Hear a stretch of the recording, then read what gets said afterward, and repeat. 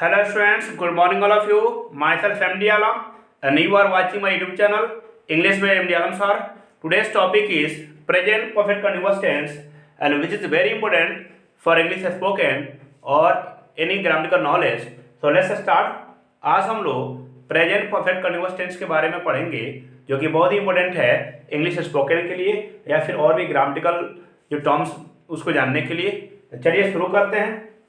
सबसे पहले हम लोग प्रेजेंट परफेक्ट कंटिन्यूअस टेंस का हिंदी क्या होता है इसे जानेंगे।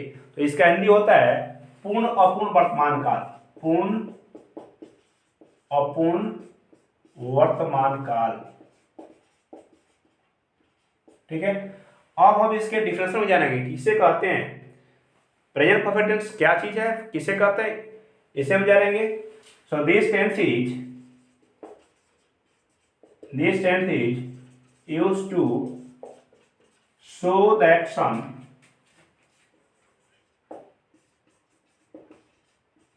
which was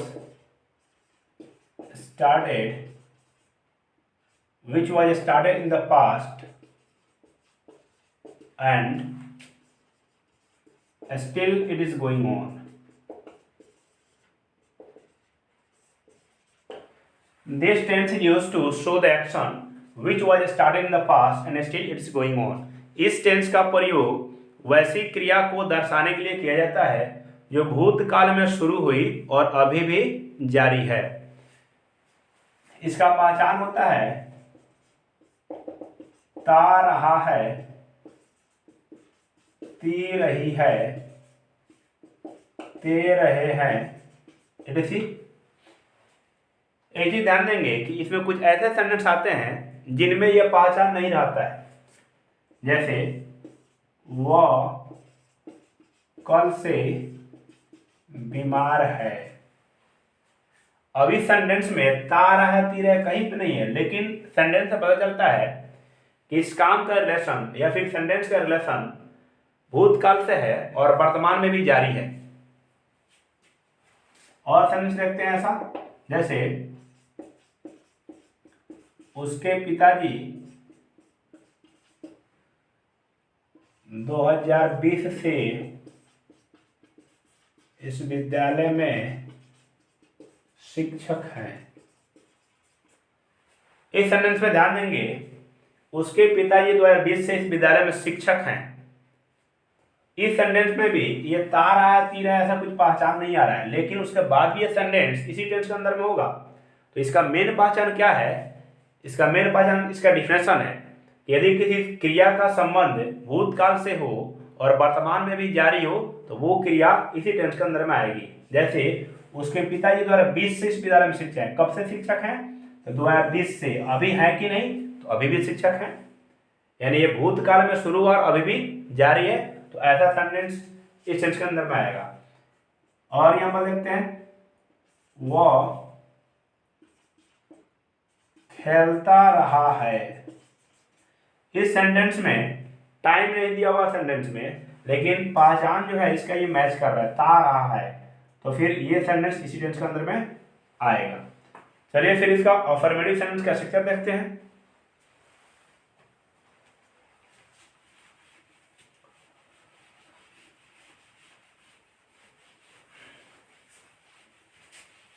Now we will see affirmative sentence.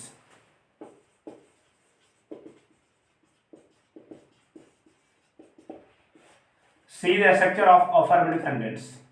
Subject clause, has या have, been, before, object, since या for, time, other word, full stop. Other word को रिमेनिंग मैटर भी कहते हैं, आरएम के नाम से भी जानते हैं, या फिर वैसा चीज जो ना सब्जेक्ट है ना वर्ब ना ऑब्जेक्ट है, that is called other word and we write last of the sentence के अंत में इसको लिखते हैं। अब यहाँ पे हैज का रूल जो है ऑलरेडी हम लोग प्रेजेंट परफेक्ट टेंस में कर चुके हैं। सेम रूल यहाँ पे भी अप्लाई किया जाएगा। बीन सबके साथ यूज करेंगे। V4 पे थोड़ा ध्यान देंगे कि जो वर्ब होगा उसी में आईएनजी का प्रयोग करेंगे। और सेंटेंस में कोई नाउन आता है, कोई एडजेक्टिव आता है, जैसे इल, वह कल से बीमार है तो ही हैज बीन इल, तो इल एडजेक्टिव है तो उसमें आईएनजी का प्रयोग नहीं करेंगे, इलिंग नहीं करेंगे, गलत हो जाएगा वो। शिक्षक है ही has been a teacher, teachering नहीं होगा, आईएनजी का प्रयोग उसमें नहीं करेंगे, क्योंकि टीचर ऑलरेडी नाउन है, तो नाउन में आईएनजी लगेगा नहीं। नाउ सीन्स फॉर का रूल है, इसको हम देखेंगे and this is very serious topic, यह बहुत ही कंफ्यूजिंग चीज है, इसे हम रूल वाइज क्लियर करेंगे अभी। तो सबसे पहले हम लोग सीन्स फॉर का रूल देख लेते हैं क्या है ये, बाकी उसके बाद टाइम फिर अदर वर्ड यूज करेंगे। तो now see the use of scenes for. Rule number 1 scenes के लिए, सीन्स का प्रयोग बाय ग्रामर निश्चित समय के लिए होता है, निश्चित समय। In English it is called point of time, English में इसको पॉइंट ऑफ टाइम कहते हैं। और इंग्लिश ग्रामर कौन कौन से टाइम को निश्चित मानता है उसको हम देख लेते हैं। कई बार क्या होता है कि कंफ्यूजन क्रिएट हो जाता है कौन निश्चित है कौन अनिश्चित है, तो फिर ऐसा कुछ नहीं है, जो समय इस संदर्भ में आता है उसको हम देख लेते हैं एक बार। नेम ऑफ डेज, दिन का नाम, संडे, मंडे, यानी 7 डेज जो है 7 दिन का नाम, वो उसमें सीन्स का यूज करेंगे। नेम ऑफ मंथ्स, महीना का नाम,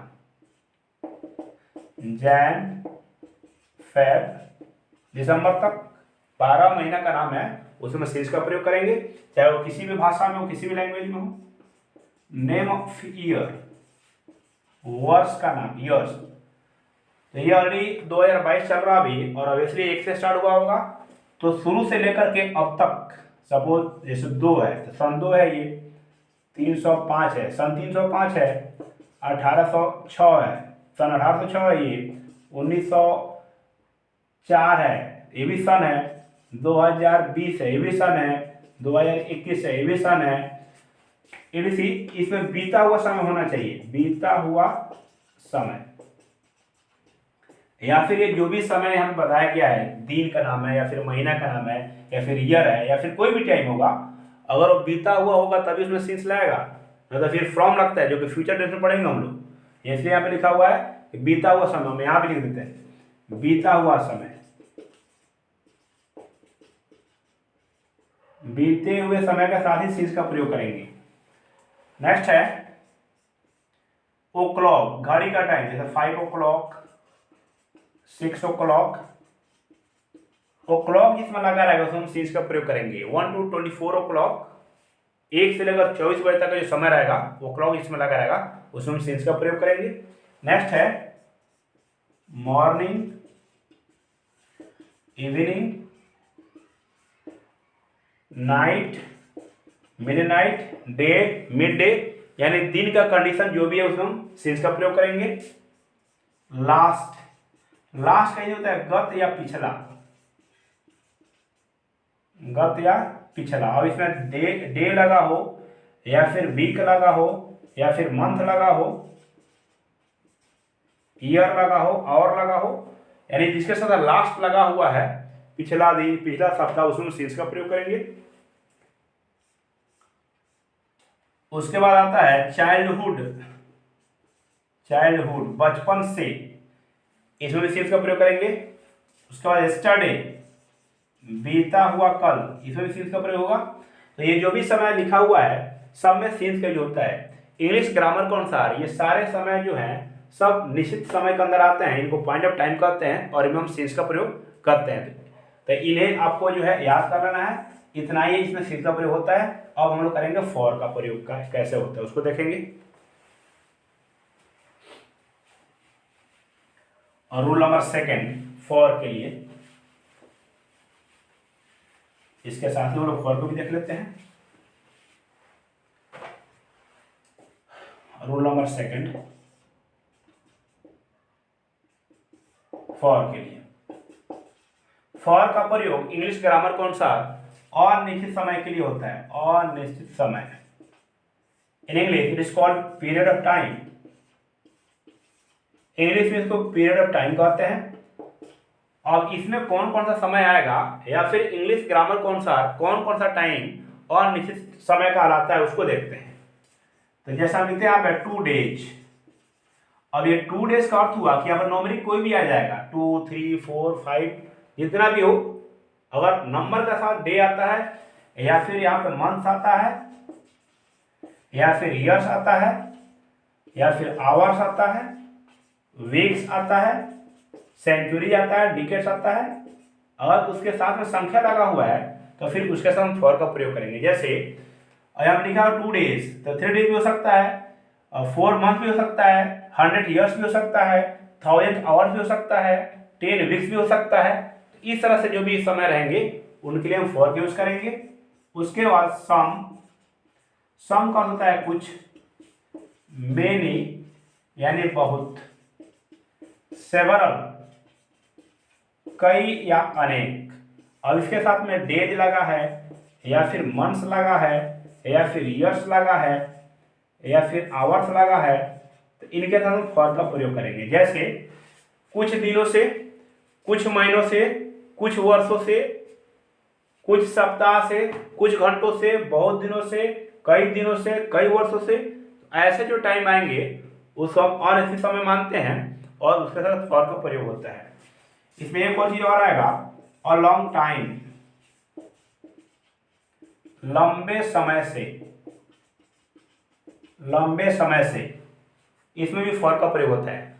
तो ये जो भी समय है ये सब अनिश्चित समय है और इसके साथ फॉर का प्रयोग होता है। सो आई थिंक सिंस और फॉर का ये कंसेप्ट क्लियर हो गया होगा, और इसी के आधार पर हम सिंस पर यूज करेंगे और कभी भी हम कंफ्यूज नहीं हो पाएंगे। तो नेक्स्ट देखते हैं, अब हम सेंटेंस में इसके यूज करेंगे स्ट्रक्चर के बेस पे। जैसे अभी हमने लिखा है अफर्मेटिव सेंटेंस का स्ट्रक्चर, इसको कुछ सेंटेंस का एग्जांपल बनाते हैं। जैसे वह 5 बजे से क्रिकेट खेल रहा है या खेलता रहा है, दोनों सेम है। वह 5 बजे से क्रिकेट खेल रहा है या क्रिकेट खेलता रहा है, बोथ आर सेम। सबसे पहले हमको लिखना है सब्जेक्ट, सब्जेक्ट क्या है, ही है। उसके बाद हैज या हैव, ही के साथ क्या लगता है, हैज लगता है। उसके बाद बीन के यूज करेंगे, भी फोर, प्ले का भी क्या होगा, प्लेइंग। उसके बाद ऑब्जेक्ट क्रिकेट हो जाएगा।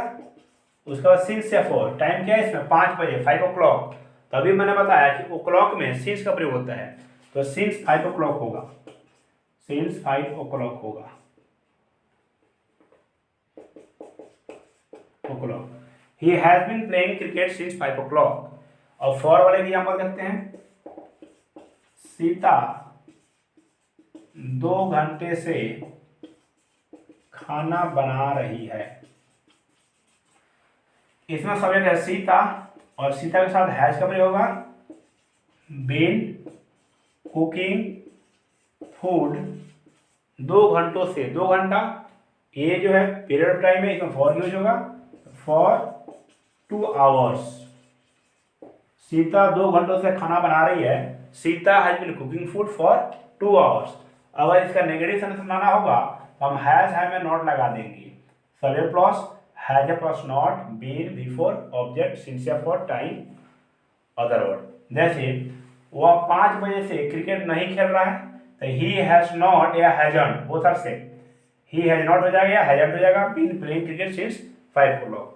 सीता 2 घंटे तक खाना नहीं बना रही है, सीता हैज नॉट बीन, यहाँ पर नॉट लगा देंगे, कुकिंग फूड फॉर 2 hours, ये नेगेटिव के लिए। अब हम करेंगे interrogative yes no.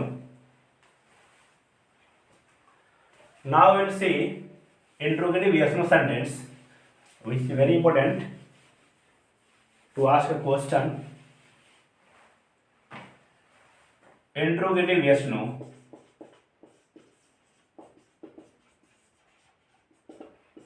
Yes no, y for yes or n for no. Let's see a structure of the sentence. First of all we have to add has or have। सबसे पहले हम has या have use करेंगे, फिर subject, been, before, object, since या for, time, other words, question mark रहेगा। Example देखते हैं, जैसे क्या सुबह से वर्षा हो रही है, क्या सुबह से वर्षा हो रही है। तो सबसे पहले हमें हैज या हैव यूज करना है सब्जेक्ट के अनुसार। सब्जेक्ट क्या होगा इसमें, ईट का प्रयोग करेंगे। वर्षा में रेन ऑलरेडी वर्ब है और इसमें सब्जेक्ट नहीं है, तो यहाँ पे हम इंट्रोडक्टरी ईट का प्रयोग करेंगे और ईट के साथ हैज का प्रयोग होगा। Has it been raining, since लगाएंगे, मॉर्निंग है तो since morning. Has it been raining since morning, क्या सुबह से वर्षा हो रही है। अगर इसका नेगेटिव करना हो तो हैज है में नॉट लगा देंगे या फिर सब्जेक्ट के बाद नॉट यूज करेंगे, फिर इसका नेगेटिव बन जाएगा। जैसे क्या सुबह से वर्षा नहीं हो रही है, तो hasn't it been raining since morning या has it not been raining since morning. तो ऐसे करके इसका हम नेगेटिव बना सकते हैं। Now see WH interrogative sentence. अब हम WH इंट्रोगेटिव सेंटेंस को देखेंगे। इसका स्ट्रक्चर होगा WH question word means what, where, how, when, ये सब पहले लिखेंगे। उसके बाद हैज या have, then subject, been, before, object, since या for, time, other word, question mark. Now see an example, एक एग्जांपल देखते हैं। तुम सोमवार से क्या कर रहे हो, क्या कर रहे हो, या तुम सोमवार से क्या करते रहे हो, वो था सेम, दोनों सेम है। तो सबसे पहले हमको देखना है WH क्वेश्चन वर्ड क्या होगा इसमें, क्या का होगा व्हाट, उसके बाद हैज या है तो तुम यू के लिए हैव आएगा, उसके बाद सब्जेक्ट क्या होगा यू, उसके बाद बीन, बिफोर डू का डूइंग, ऑब्जेक्ट नहीं है इसमें, सिंस पर यूज करेंगे तो मंडे है, सोमवार है, सिंस मंडे, सिंस मंडे। तुम सुबह से क्या कर रहे हो, what have you been doing since Monday. अगर इसका नेगेटिव बनाना हो, WH इंट्रोगेटिव प्लस नेगेटिव करना हो, तो WH क्वेश्चन वर्ड हैज हमें नॉट लगा देंगे या फिर नॉट को सब्जेक्ट के बाद भी ऐड कर सकते हैं। बीन, बिफोर, ऑब्जेक्ट, सिंस या फॉर, टाइम, अदर वर्ड। जैसे तुम सोमवार से क्या नहीं कर रहे हो, तो what haven't you been doing since morning Monday, या what have you not been doing since Monday. So इस तरह से ये प्रेजेंट परफेक्ट प्रेजेंटेंस खत्म हुआ। So I think this is a very helpful video for you, और ये video आपके लिए बहुत ही बेनिफिशियल हो सकता है। और अच्छा लगे इस वीडियो को शेयर करेंगे, अगर नए हैं चैनल पर तो चैनल को सब्सक्राइब कर लेंगे ताकि जो है आपको अगला वीडियो मिलता रहे। बेल आइकन को प्रेस कर लेंगे अगले वीडियो को नोटिफिकेशन के लिए।